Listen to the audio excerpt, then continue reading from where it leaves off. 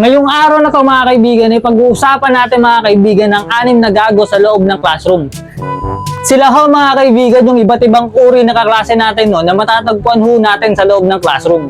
At simulan natin sa pang-6. Pang-6, the traffic man. Sila ho mga kaibigan yung mga gago no, na wala na ho naging ibang dahilan sa teacher nila kapag nalilate kundi na traffic sa daan. Puta Brad, wala ka na bang ibang dahilan? Pinapahiya mo yung bandera nating palaging mga late. Dapat ganito Brad yung magiging dahilan mo para ka panipaniwala. Ma'am, pasensya na, late ako. At bakit ka late, Mr. Ban? Ma'am, masakit kasi yung ingrown ko sa paa. O diba parang gago? Eto ho mga traffic man na to mga kaibigan, ano? Sila ho yung tipo ng gagong estudyante mga kaibigan na alas 8 ho yung pasok nila sa eskwelahan. Tapos po ang oras ang dating nila mga kaibigan, alas 10 na ho ng pananghali.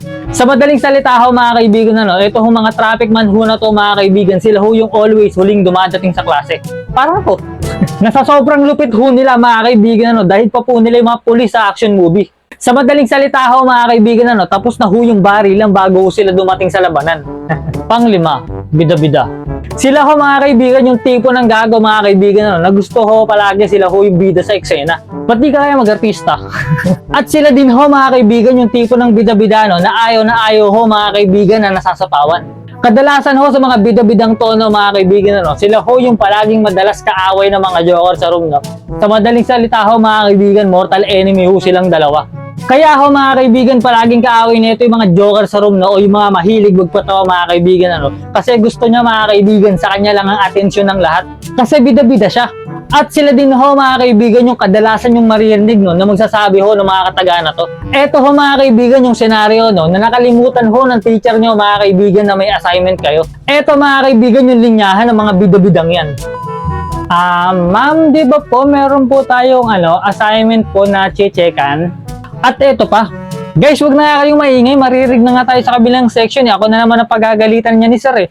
At pag hindi na ho kayo mga kaibigan masaway dahil sa kaingayan nyo, no, gagamitin na ho ng bidang yan yung secret weapon niya. Iiyak na yan. Ba't ba ayaw nyo tumahimik?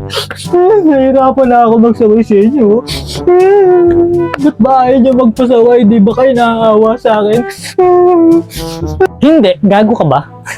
Number 4. Chismakers. Sila ho mga kaibigan yung mga uri ng gago no, na sobrang dami hong nalalaman sa eskwelahan nyo.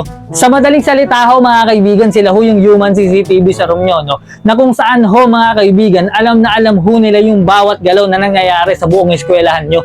Kagaya na lamang nito mga kaibigan. Uy, bes, alam mo na ba yung nangyari? Uy, bes, ano yun? Na-break na daw si Lando, tsaka si Marites. Ay, talaga ba, bes? Ay, oo, bes, pagkakataon mo na, bes. O, di ba, chismosa? Sila ho, mga kaibigan, yung kadalasan makikita nyo, no? Sa gitna ho ng upuan ng room nyo. At kung bakit nga ho ba, mga kaibigan, gustong maupo ng mga chismosa na to sa gitna ng room nyo, no?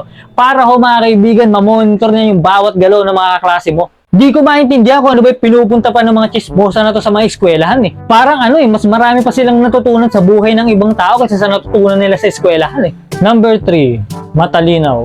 Sila ho mga kaibigan yung bukas palagi yung sharingan ng mata no.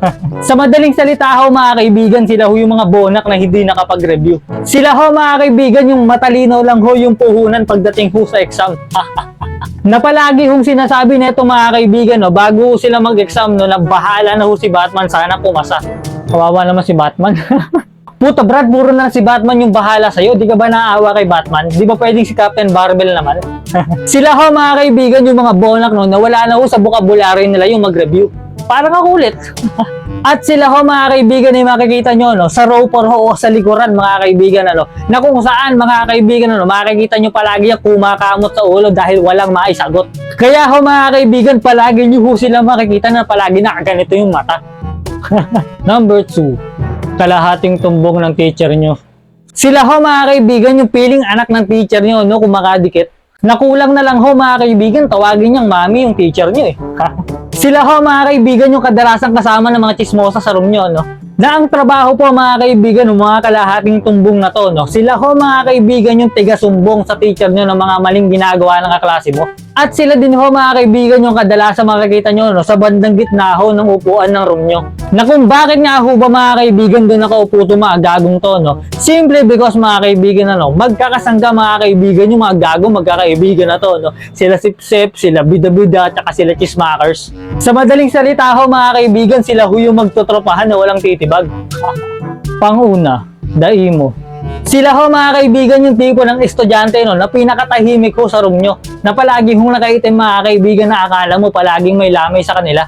Saan nyo nga ho ba mga kaibigan makikita yung mga ganitong klase ng estudyante no? Sila mga kaibigan ay makikita nyo nasa sulok ng classroom nakaganto.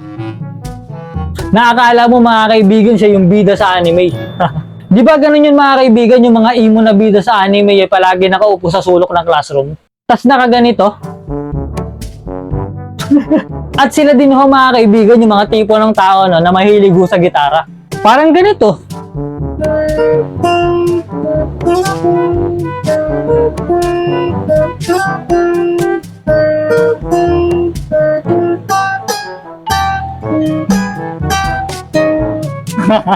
So, alin kayo mga kaibigan sa anim na yan? Paki-comment mga kaibigan nyo sa comment section at pindutin na rin kaibigan yung like, share, and subscribe. Bye-bye!